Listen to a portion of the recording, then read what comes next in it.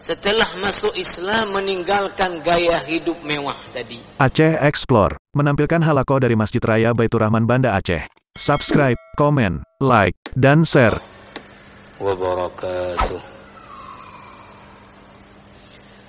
Alhamdulillahilladzi amarana biittiba'il huda wa nahana 'an ittiba'il hawa. Wassalatu wassalamu 'alan nabiyil mustafa alladzi la yantiqu 'anil hawa in huwa illa wahyun yuha. وعلى آله وأصحابه أهل الصدق والوفاء ومن تبعهم بإحسان إلى يوم الدين أما بعد أوصيني وإياكم جميعا بتقوى الله اتقوا الله حق تقاته اتقوا الله سرا وعلانية اتقوا الله فيما أمر وانتهوا عما نهى عنه وزجر. Hadirin hadirat sidang jamaah salat maghrib yang dimuliakan Allah. Alhamdulillah kita baru saja selesai melaksanakan salat fardu maghrib kita di awal waktu secara berjamaah di rumah Allah Subhanahu wa taala ini. Inilah cara solat-solat fardu mengikut sunnah Nabi bagi para laki-laki di awal waktu secara berjamaah di masjid di mana azan berkumandang. Alhamdulillah selepas salat kita masih ada waktu kesempatan untuk kita saling mengingatkan, saling mewasiatkan tentang kebenaran dan kesabaran. Wa tawasau bil haqqi wa tawasau bis sabar. Para pendengar radio Baitur Rahman, RRI dan radio-radio swasta lainnya yang menyiarkan secara langsung halaqah maghrib dari Masjid Raya, rahimani wa rahimakumullahu jami'an. Kita masih di pembahasan tentang hal-hal yang merusak hati seorang mukmin dengan rujukan kitab Mufsidatul Qulub karya Syekh Saleh Al-Munajjid. Dan kita sedang membahas tentang masalah gaya hidup mewah yang menjadi salah satu faktor yang merusak iman seorang mukmin. Dan kita yang lalu sampai kepada bagaimana kiat untuk kita mengobati gaya hidup mewah. Makin hari yang tentu makin luar biasa tantangannya dengan kemajuan ilmu pengetahuan dan teknologi, sehingga berbagai produk hadir dengan berbagai macam kemewahan, desain-desain, fitur-fitur dan sebagainya yang tentu akan sangat menggoda. Yang lalu sudah kita bahas sampai kepada salah satu kiatnya adalah an-nazar fi siratis salihin waz-zuhad. Dengan kita membaca biografi orang-orang saleh dan orang-orang yang memilih hidup di dunia ini dengan pola zuhud, pola menjadikan orientasi hidup dunia adalah kebahagiaan akhirat. Sementara dunia adalah diambil kenikmatannya secukup yang perlu untuk hidup di dunia, tidak berlebihan, tetapi menjadikan seluruh apa yang difikirkan, dikerjakan adalah untuk mendapatkan akhirat. Ini namanya adalah zuhud. Maka yang lalu kita sudah baca beberapa. Nabi sallallahu alaihi wasallam adalah sosok yang tidak ada tandingannya, la nadhira lahu, dalam masalah hidup zuhud di dunia ini. Di antaranya yang sudah kita baca adalah keterangan dari ajudannya Anas ibni Malik di dalam hadis yang diriwayatkan oleh Al-Imam Al-Bukhari, bahwa kata Anas, Rasulullah tidak pernah makan sampai meninggal dunia di atas meja makan. Tidak pernah makan di atas meja makan. Begitu juga Sahal ibni Sa'ad As-Sa'idi ketika ditanya oleh Abi Hadim, apakah Rasulullah sallallahu alaihi wasallam pernah makan roti yang terbuat dari tepung dengan kualitas tinggi? Kalau istilah bahasa sekarang, dengan premium quality. Maka kata Sahal ibni Sa'ad As-Sa'idi, sahabat ini juga salah seorang yang banyak meriwayatkan hadis, Nabi belum pernah makan sampai meninggal dunia roti yang terbuat dari tepung gandum dengan kualitas premium tadi, dengan kualitas best quality. Kemudian jamaah rahimakumullah, Aisyah radhiyallahu anha, istri Nabi, itu sebagaimana diceritakan oleh Abu Bardah, Aisyah mengeluarkan, artinya dari kamarnya, 2 helai kain, seperti orang pakai kain umrah, satu untuk di pinggang, satu lagi yang untuk di atas. Yang kain itu kualitasnya adalah kain murahan, kain murahan. Kata Aisyah radhiyallahu anha apa?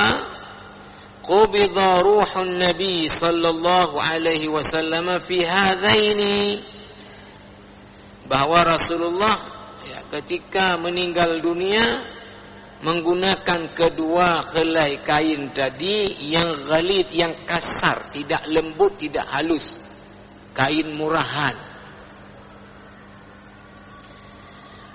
Ini yang sudah kita baca. Yang kemarin tidak cukup waktu adalah lanjutannya. Waqad daraba katsirun minas sahabati wat tabi'ina amthilatan ra'i'atan lizuhdi wat taqalluli min hayati tarafi wal mulhiyati wal maladzati. Para sahabat dan tabi'in juga telah memberikan contoh-contoh yang luar biasa. Tentang apa? Tentang kehidupan zuhud dan menjauhkan diri dari kehidupan mewah. Di antara yang diangkat di sini jamaah rahimakumullah adalah kisahnya Mus'ab ibnu Umair. Fahadha Mus'ab ibnu Umair radhiyallahu anhu alladhi kana yudhrab bihi al-mathal fi at-tarafi fi Quraisy. فلم يكن هناك من يدانيه في لباسه وطيبه ثم ترك حياة المترفين والتحق برقب الزاهدين ولما مات ما وجدوا له كفنا يكفيه وما وجدوا إلا بردة إذا غطوا بها رأسه بدت رجلاه وإذا غطوا رجليه بدا رأسه. Adalah hadis Sahih Bukhari ya, Mus'ab ibnu Umair, ini sahabat Nabi radhiyallahu anhu, kana yudhrab bihil mathalu, ya, menjadi ya contoh dalam bahasa Arab. Kalau sesuatu dijadikan dia patron, contoh, itu namanya midhrabul mathal. Atau dipakai dengan istilah tadi yudhrab bihil mathal. Apa-apa kemudian ya dicontohkan ke dia, baik itu dalam baik maupun dalam buruk.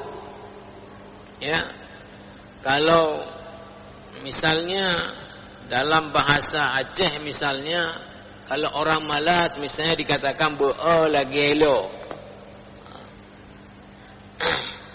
Kemudian misalnya ya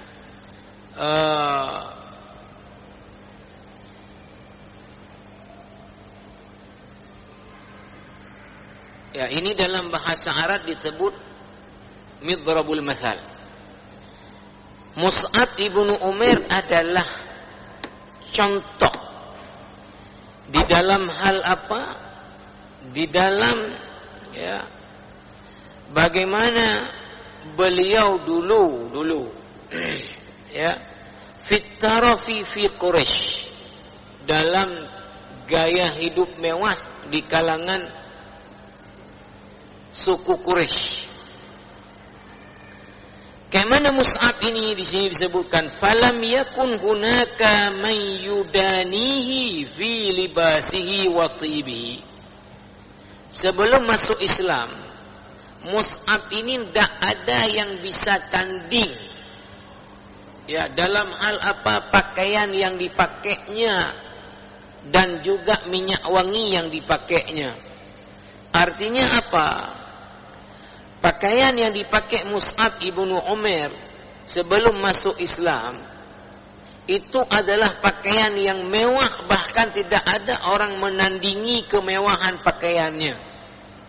Tidak ada orang yang menandinginya untuk minyak wangi yang dipakai oleh Mus'ab ibnu Umair. Kemudian apa jamaah rahimakumullah? Summa taraka hayatal mutrafin. Setelah masuk Islam meninggalkan gaya hidup mewah tadi.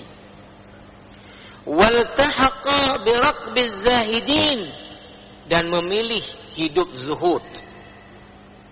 Walamma mata ma wajadu lahu kafanan yakfihi. Ketika Mus'ab meninggal dunia, maka ya, para sahabat waktu itu ya,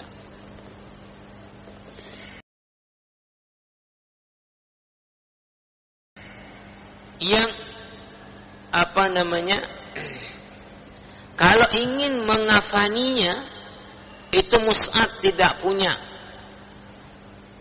apapun lagi dari pakaian untuk bisa mengafaninya. Hanya ada sehelai pakaian saja di badannya. Idza ghattu biha ra'sahu badat rijlahu, kalau ditutup kepalanya maka terbuka kakinya. Wa idza ghattu rijlaihi bada ra'suhu, kalau ditutup kedua kakinya maka terbuka kepalanya. Jamaah rahimakumullah, tadi sudah disebut walaupun tidak terlalu detail bahwa Mus'ab ibnu Umair tadi disebutkan sebelum masuk Islam adalah orang di kalangan masyarakat Quraisy yang gaya hidupnya mewah tak tertandingi, di pakaiannya, di minyak wanginya. Tapi ketika sudah masuk Islam, berjuang bersama Rasulullah sallallahu alaihi wasallam, sudah paham tentang hakikat dunia ini hanya sementara, akhiratlah yang selama-lamanya, Maka Mus'ab ibnu Umair memilih hidupnya adalah hidup zuhud. Jamaah rahimakumullah, Mus'ab ibnu Umair tidak disebut di sini, saya tambahkan. Di dalam Islam, beliau ini mendapat julukan awwalu safirin fil Islam.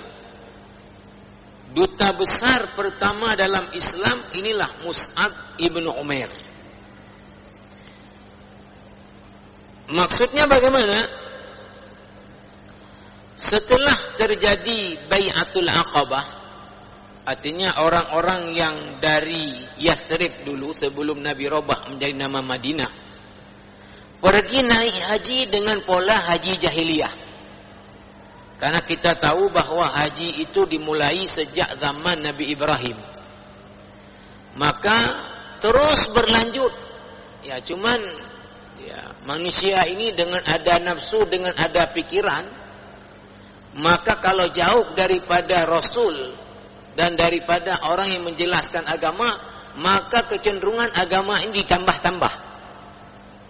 Ya, ditambah-tambah yang itu menurut pikiran manusia, terutama yang para tokoh dari zaman ke zaman, itu kecenderungannya apa? Menambah-nambah agama sehingga banyak yang menyimpang dari aslinya.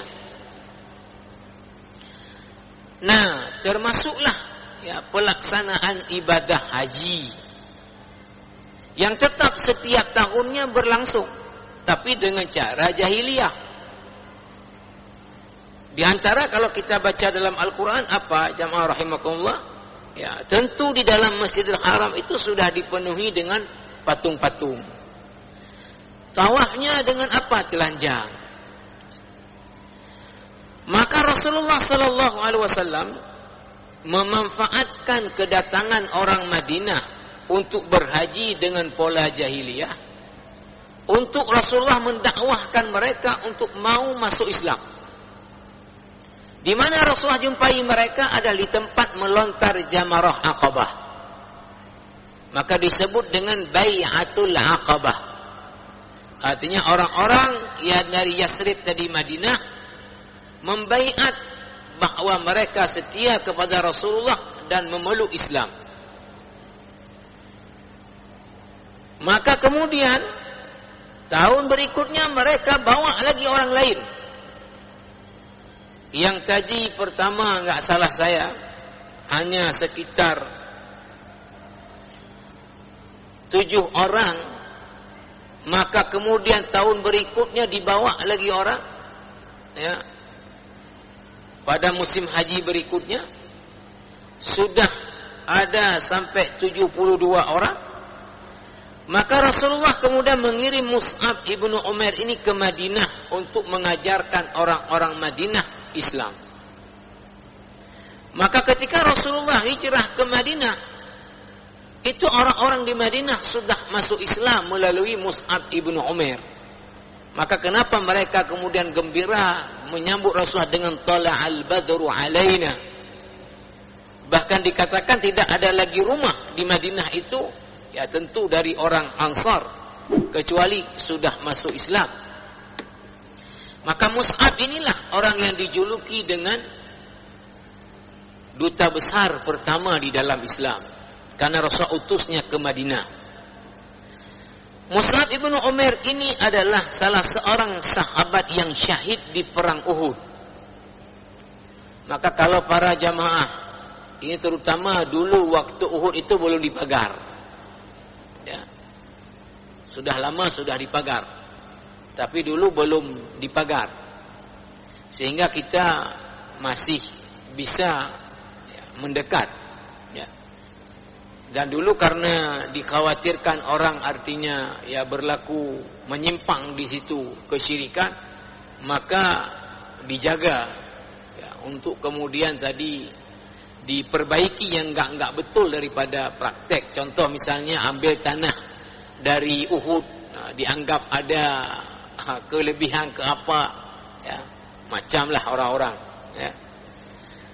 Maka dulu kalau kita tanya ke ulama yang menjaga itu misalnya siapa saja dikuburkan di pemakaman di Uhud, maka pasti yang pertama disebut adalah Hamzah ibni Abdul Muttalib, pamannya Nabi sallallahu alaihi wasallam. Setelah itu pasti disebut Mus'ab ibnu Umair. Inilah sahabat ini. Kenapa sahabat ini disebut di peringkat tadi kedua? Ya, karena kelebihannya. Apa kelebihannya? Ya. Tadi dari orang kaya raya, hidup mewah, bahkan kemewahan gaya hidupnya tidak tertandingi. Tapi ketika sudah masuk Islam, berjuang dengan Rasulullah sallallahu alaihi wasallam, habis harta kekayaannya, sehingga waktu syahid di Uhud, satu-satu kekayaannya itu hanya sehelai pakaian, itu pun tidak menutup seluruh badannya. Kalau ditutup tadi kedua kakinya, kebuka kepala, ditutup kepala, kebuka kaki. Begitulah Mus'ab tidak punya apa-apa lagi. Di dalam hadis yang lain tidak dicerita di sini, Nabi sedang duduk dengan para sahabat di dalam Masjid Nabawi. Tiba-tiba masuk Mus'ab ke dalam masjid, Nabi langsung menetes air matanya. Ketika ditanya oleh para sahabat, kenapa Nabi tiba-tiba kemudian tadi menangis? Ma'abkaka ya Rasulullah? Apa yang membuat engkau Rasulullah menangis? Rasulullah mengatakan, saya teringat kepada Mus'ab ibnu Umair. Dia sebelum bersama saya mendakwahkan agama Allah ini adalah orang kaya raya, orang hidup mewah. Tapi ketika kemudian memperjuangkan agama ini tidak punya apa-apa lagi. Sampai Nabi menangis, terharu dengan pengorbanan Mus'ab untuk agama. Saya di Fakultas Dakwah mengajar mata kuliah tafsir ayat-ayat dakwah, hadis-hadis dakwah.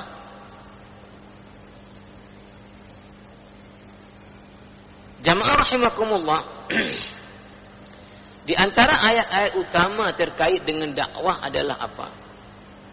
Bahwa semua para rasul sejak awal dakwah dimulai di zaman Nabi Nuh alaihissalam sampai ke Nabi Muhammad sallallahu alaihi wasallam, itu semua mereka para rasul memberitahu kepada umat yang mereka dakwahkan apa? La as'alukum alaihi ajra, in ajriya illa ala rabbil alamin. Itu bisa lihat di surat Asy-Syu'ara dari 109 sampai kemudian begitu. Itu Nabi Nuh, kemudian begitu Nabi Hud, begitu Nabi Saleh, begitu Nabi Syuaib. Seluruh para rasul, aku tidak meminta dari kalian imbalan di dalam menyampaikan dakwah ini. Yang aku harapkan adalah pahala di sisi Allah Rabbul Alamin. Maka para ulama, jamaah rahimakumullah, semua sepakat bahwa tidak boleh menjadikan dakwah sebagai media untuk memperkaya diri, mencari penghasilan. Karena semua para anbiya menyampaikan.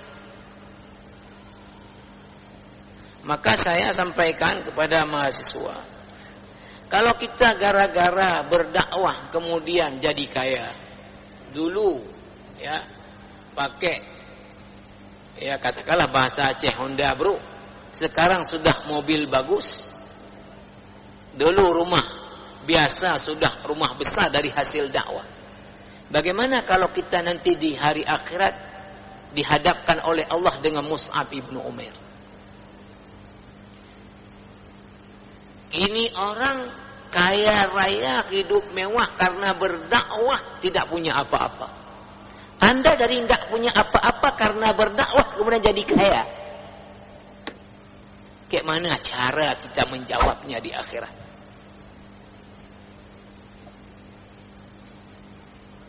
Inilah Mus'ab ibnu Umair. Jamaah rahimakumullah. Hadis ini adalah Sahih Bukhari. Sekarang diberi contoh yang lain lagi di sini adalah itu kalangan sahabat. Sekarang kalangan tabi'in. Wa Umar ibn Abdul Aziz misalun rahi'un akhar liman zahida ba'da hayati taraf. Umar ibn Abdul Aziz juga adalah salah satu contoh yang luar biasa. Dari awalnya hidup mewah, kemudian memilih hidup zuhud. Bagaimana kisahnya? An Hajjaj As-Sawwaf qala, Hajjaj As-Sawwaf ini berkata, ini berarti tabi'in juga, Amarani Umar ibn Abdul Aziz wa huwa walin 'ala al-Madinati an ashtariya lahu thiyaban fashtaraitu lahu thiyaban fakana fiha thawbun bi 400 faqata'ahu qamisan thumma lamasahu biyadihi faqala ma akhshanahu wa aqladahu ثم أمر بشراء ثوب له وهو خليفة فاشتروه ب14 درهما فلمسه بيده فقال سبحان الله ما ألينه وأدقه karena ma sigat ta'ajub. Hajjaj ibn Sawwaf ini menceritakan Umar ibn Abdul Aziz itu ketika menjadi gubernur di Madinah. Umar ibn Abdul Aziz ini adalah menantu dari Khalifah Abdul Malik ibn Marwan, dinasti Bani Abbas, kawin dengan anak Khalifah. Maka beliau diberi jabatan adalah apa ketika mertuanya Khalifah sebagai gubernur Madinah. Kata Hajjaj As-Sawwaf ini, saya disuruh sama Umar ibn Abdul Aziz waktu itu gubernur Madinah membelikan untuknya thiyaban, kain. Fashtaraitu lahu thiyaban, lalu kemudian saya belilah kain untuknya. Fakana fiha thawbun bi 400. Di antara yang saya beli itu pakaiannya harganya berapa? 400 dirham. 400 dirham. Faqata'ahu qamisan summa lamasahu biyadihi. Kemudian dipotonglah kain tadi, dibuat baju dibuat baju. Kemudian oleh Umar ibn Abdul Aziz kain tadi dipegang untuk dilihat bagus atau enggak bagus. Faqala, kemudian beliau mengatakan, kata Hajjaj As-Sawwaf yang membeli tadi, ma akhshanahu wa aghladahu. Ini kasar kok kainnya. Udah 400 dirham dibeli begitu mahal, masih mengatakan bahwa ini kasar. Ini enggak bagus. Summa amara bi syira'i thawbin lahu wa huwa khalifah. Kemudian ketika beliau sudah jadi khalifah, menggantikan mertuanya, karena sebelum mertuanya meninggal, mertuanya buat wasiat yang dimasukkan ke dalam amplop. Nanti kalau beliau meninggal, dibukalah amplop itu untuk kemudian membaca siapa yang diwasiatkan, maka diwasiatkanlah Umar ibn Abdul Aziz ini menjadi khalifah, menggantikan mertuanya. Umar ibn Abdul Aziz mengumpul orang-orang di dalam masjid di Damaskus dan mengatakan bahwa saya telah diwasiatkan untuk menjadi khalifah, tapi bukanlah saya orang yang terbaik. silahkan kalian ini memilih orang lain yang lebih layak daripada saya menjadi khalifah.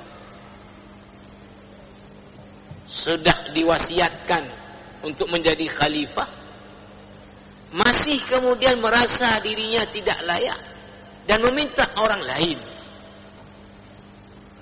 Kalau sekarang orang untuk jabatan direbut-rebut luar biasa, ya, sampai berkelahi, ya. Orang-orang yang maju memperebutkan jabatan wali kota, bupati, gubernur itu kerjanya kan energinya siang malam, datang ke sini jumpa kelompok ini, kemudian jumpa kelompok itu, ketemu ini, ketemu itu, pasang spanduk ini, pasang spanduk sana. Kalau kira-kira kerja seperti ini dikerjakan untuk akhirat, kayak mana sudah tingkat surganya? Pelontang-pelanting kerja untuk memenangkan satu jabatan. Jangan bicara dulu ke money politik. Kalau pakai bahasa orang politik dengan istilah namanya adalah gizi politik. Belum money politik, kos politik. Pergi kan perlu minyak mobil, ketemu ada minum-minum. Pasang spanduk kan enggak apri spanduknya dicetak. Orang pasang panah-panah kamu kampri ada teh dingin dia. Ini namanya adalah kos politik. Kos politik saja miliaran. Belum lagi kalau kemudian ya menempuh cara apapun untuk bisa dapat berapa itu money politik. Umar ibnu Abdul Aziz mendapatkan jabatan khalifah, mengumpulkan masyarakat di masjid di Suriah Damaskus dan mengatakan dirinya tidak pantas. Tolong cari orang lain yang lebih pantas. Tapi orang-orang semua mengatakan bahwa kami ridho, engkaulah yang pantas, dan kami semua membaiat kepadamu. Itu tidak ada jalan Umar bin Abdul Aziz kemudian menolak. Maka apa yang terjadi di kisah di sini? Ya, waktu sudah jadi khalifah Umar ibn Abdul Aziz tadi, suruh beli kain lagi. Dibelilah kain untuknya bi 14 dirhaman, 14 dirham.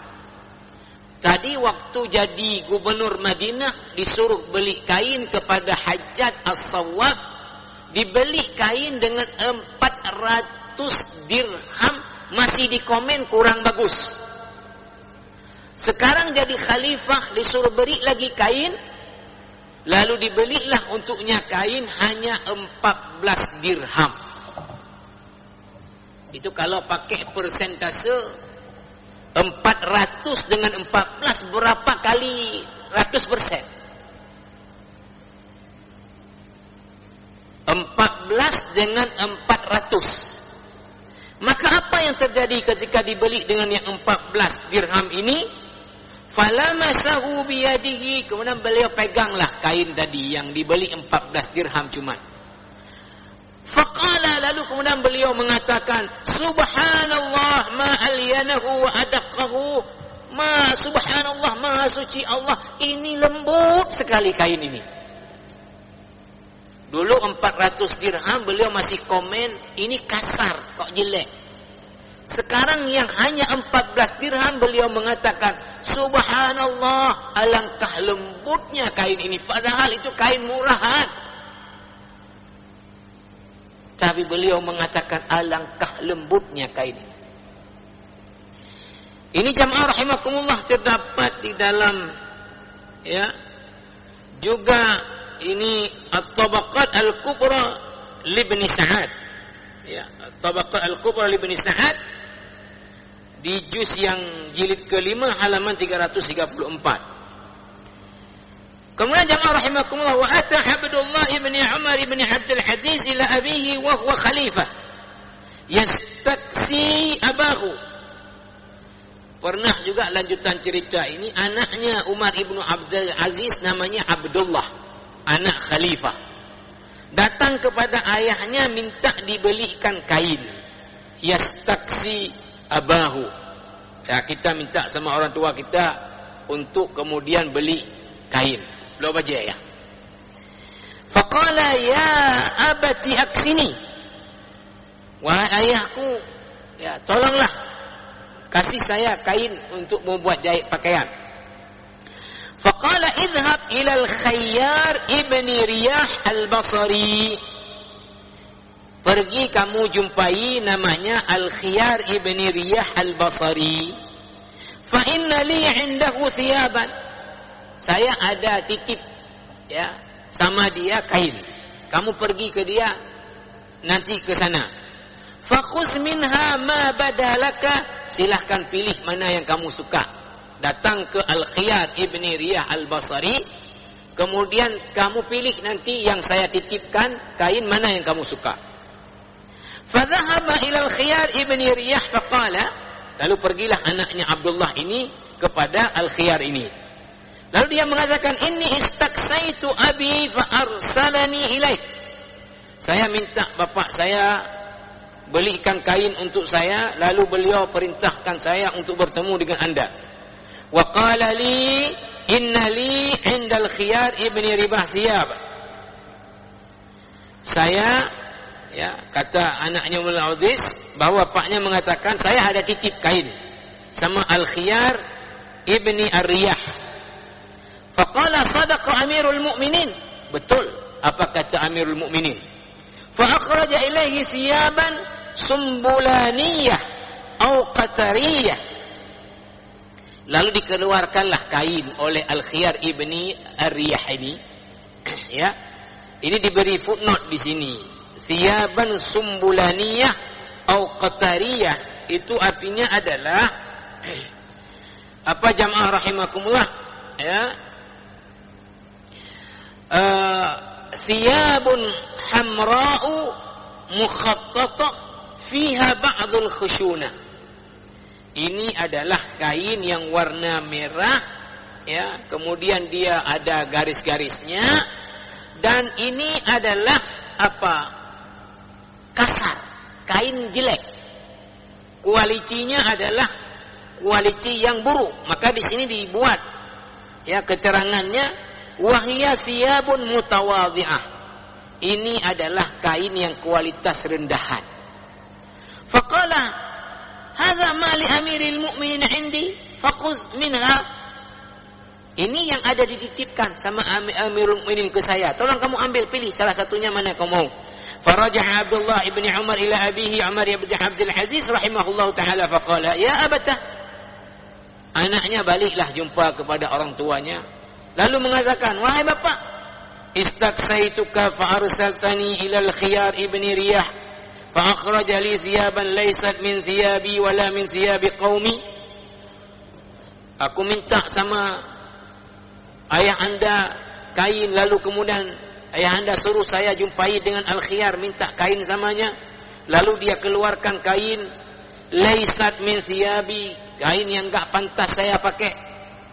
Wala min thiyabi qaumi, dan tak pantas dipakai oleh masyarakat kita. Masyarakat kita enggak pantas pakai. Kayak mana anak khalifah pakai kain yang murahan kayak gitu? Anaknya protes. Qala, ayahnya Umar ibn Abdul Aziz khalifah ini berkata, fadzaka ma lana 'inda ar-rajul. Itulah yang kita punya. Itulah yang kita punya. Anaknya protes, tak mau. Karena jangankan pakaian anak khalifah, masyarakat pun tak pantas pakai pakaian kayak gitu. Masa anak khalifah pakai itu? Kata Umar ibn Abdul Aziz apa? Itulah yang kita punya. Ini jamaah rahimakumullah diberi footnote ya. Ini ya jamaah rahimakumullah ya. Diambil dari Tarikh Dimashq, Tarikh Damaskus ya. Tarikh Dimashq di jilid ke-17 halaman halaman 66 sampai 67. Jamaah rahimakumullah. Terakhir, wa kana Umar ibn Abdul Aziz fi ghayati az-zuhdi. Qala Malik ibn Dinar rahimahullah, an-nasu yaqulun Malik ibn Dinar zahidun, innama az-zahidu Umar ibn Abdul Aziz atathu ad-dunya fatarakaha. Kata Malik bin Dinar, ini kan orang sufi, ya, topnya sufi di dunia, orang paling zuhud, Malik bin Dinar. Apa kata Malik bin Dinar? Orang-orang mengatakan bahwa Malik bin Dinar adalah orang yang paling zuhud. Tapi apa kata Malik bin Dinar?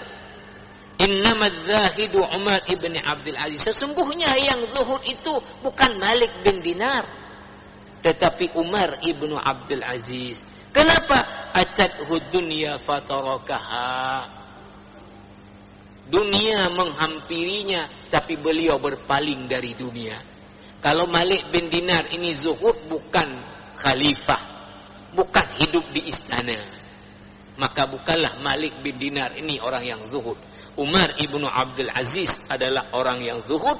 Karena apa? Sebagai khalifah hidup di istana, dunia menghampirinya, tapi beliau meninggalkan dunia, memilih akhirat. Karena waktu kita jamaah rahimakumullah, ya, nanti kita akan sambung lagi. Ada masih ya sedikit lagi tentang ada dua lagi ini untuk kemudian bagaimana kita mengobati gaya hidup mewah. Subhanakallahumma bihamdika asyhadu an la ilaha illa anta astaghfiruka wa atubu ilaik. Wassalamualaikum warahmatullahi wabarakatuh.